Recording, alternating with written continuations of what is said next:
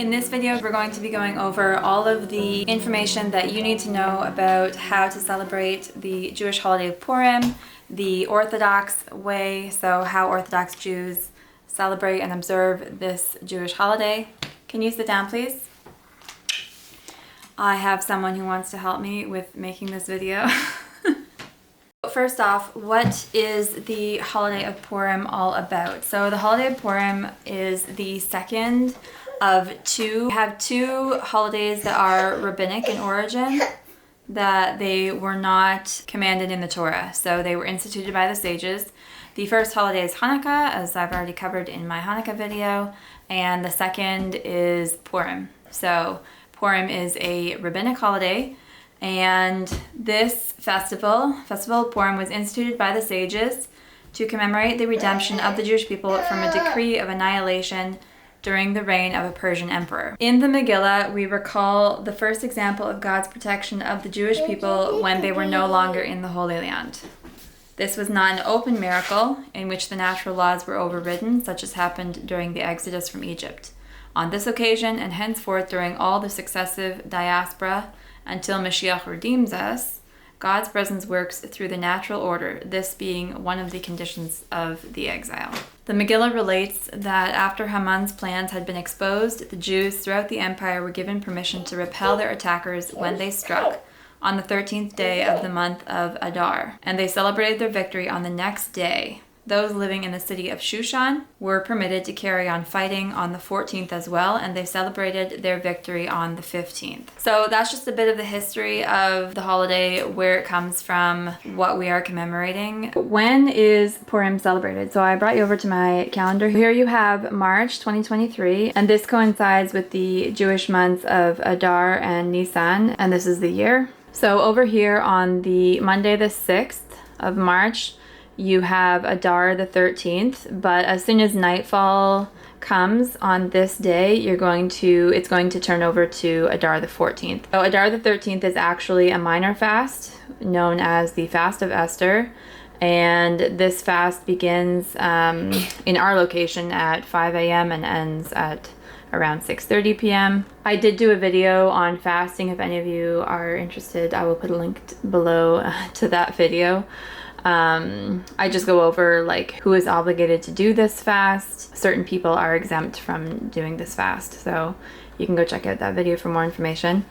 So the evening of Adar the 13th, which is actually Adar the 14th, is going to be the first Megillah reading. And then there's going to be another Megillah reading on the day of Adar the 14th. And then the holiday will end at nightfall on this day. Shushan Purim is only celebrated as a holiday in certain locations. But what we celebrate as Purim this year is going to be Adar the 14th, which coincides this year with Tuesday, March 7th.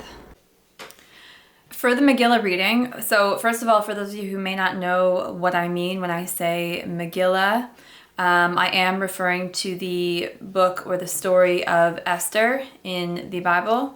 The word Megillah actually means scroll, and the story of Esther is just one of several that are contained in the third section of the Tanakh, which is known as Ketuvim. So we also have the Megillahs of Ruth that we read on Shavuot. We have Eicha, which is read on Tisha B'Av, and you also have Kohelet. These are all Megillot, which Megillot is plural of Megillah in Hebrew. So we have many of these scrolls that we read on different occasions throughout the year. So when it comes to the mitzvot of Purim, there are four primary ones. These are the Megillah reading, Mishloach Manot, Matanot Levyonim, and the fourth one is the festive meal of Purim, or banquet, you could say. You also have an additional special prayer for Purim, which is called Al Hanisim, and this is added to specific prayers on the day of Purim. The obligation to read the Megillah or to hear it, you don't have to actually read it yourself in Hebrew, but you do have to hear it being read. Both men and women are obligated to hear the Megillah reading, and the obligation is that you will hear it being read or read it yourself twice. Once on the eve of Purim and then once again during the day of Purim.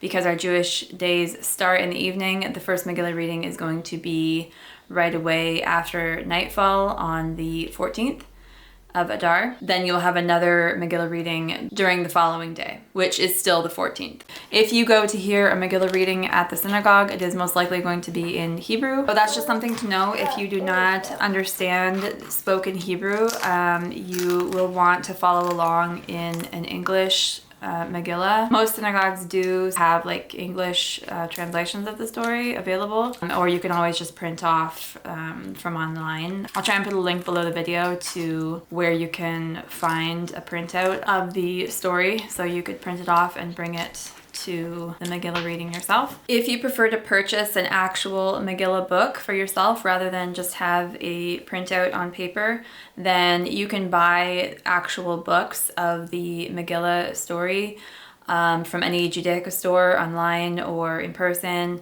whatever you prefer. And these are very nice. These are very beautiful. It's nice to have an actual book instead of a booklet. Yeah, so I will put some links below if any of you are interested in purchasing an actual book. You can check out the description box below the video. So for the second mitzvah of Purim, this is what's known as Mishloach Manot, and the requirements for this gift is that it is 2 food portions of 2 different kinds of foods. So many people will do like a bottle of wine and a cake or something like this, or some other food item. It's supposed to be 2 different, can you stop? It's supposed to be 2 portions total of 2 different kinds of food. The other requirement is that the recipient or the person, the friend that's receiving the gift, has to know the person that sent it, or the person that sent it must be identified. Since the whole reason for giving this gift of food to a friend is to reinforce or like strengthen relationships. One thing I do want to mention though, when it comes to giving food to Jewish people, because you have so many different levels of kosher, people do different things. So if you do not know, I mean, I'm assuming if you're giving to a friend, you would probably know what kind of kosher they are keeping and what their requirements as far as what hechsher the food item has on it, or whether or not they will eat food that you yourself have cooked. Like in the case of Oznei Aman, if you make hamantashen and you want to give those away as part of your Mishloach Manot, you would definitely want to be aware of whether or not the friend will eat your cooking. If you don't know what level of kosher the person that you're intending to give this Mishloach Manot to, what kind of kosher they keep, then I would definitely encourage you to just ask. I'm sure they would be more than happy to tell you. And also, if you are intending to give wine, a bottle of wine as part of your Mishloach Manot, shh, stop it.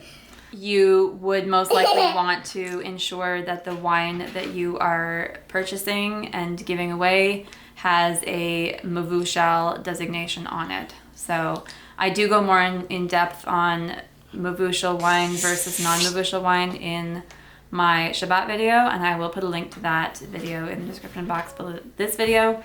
So you guys can go and watch that video as well if you want a little more information on kosher wine and the different hechshers or designations, kosher designations that wine can have. My Alexa died. Yeah, you guys are being goofy and making noises. Men and women are both obligated to give to their friends, and the minimum is 1 gift to 1 friend. Although you can give more, and many people do give to many people. For the third mitzvah on this list, which is Metanot La'evyonim, This means gifts of money to the poor. Nowadays, customarily, people just give money to a reputable charity rather than to an individual. So that would be a matter of personal preference. The minimum requirements for that, if you are giving it to an individual, it would be 2 gifts of money in total to 2 different individuals. So 2 total and 1 for each person. If, however, you are just donating an amount to a charity, then obviously the charity is going to distribute that and divide it up as they see fit. But that is perfectly acceptable to do. How much should you give? Is there a minimum requirement? As far as I know, there is no minimum set requirement for the amount. According to the Ben Ish Chai, he says that the more you give, the more blessings you yourself will receive, and that you should, if possible, if it's within your means, then you should spend more for this metanot le'avyonim than you do for either the Purim banquet, the festive meal, or the Mishloach Manot. So that is in the opinion of the Ben Ish Chai. I got my pink one. For the Purim banquet, this is going to be during the day of the 14th. So you're going to have the first Megillah reading the previous evening, and then you're going to have the festive meal during the day of the 14th. I am not aware of any specific requirements for any like symbolic foods or anything, but definitely there would be wine and bread. You do have these 3-cornered filled cookies that are eaten on Purim. In Hebrew, these are known as oznei aman or hamantashen in Yiddish. The traditional fillings for these cookies is things like poppy seed, date, chocolate, prune, strawberry, apricot. I think like the standard ones are poppy seed and prune, but my kids do not like either one of those.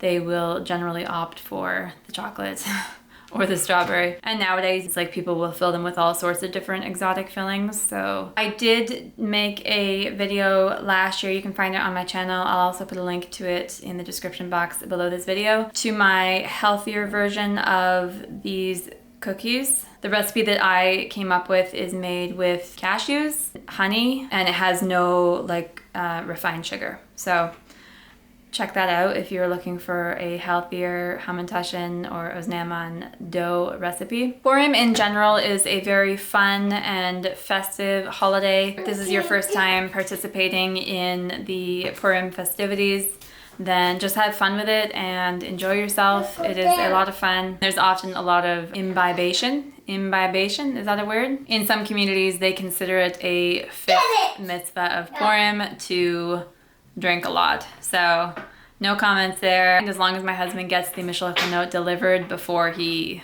picks up the liquor. Like I mentioned earlier, you are going to have an additional prayer called Al Hanisim, which is going to be inserted into specific prayers during the day on the 14th. Just keep that in mind, that there is going to be this additional prayer that is inserted in the Amida prayer and as well as the Birkat Hamazon.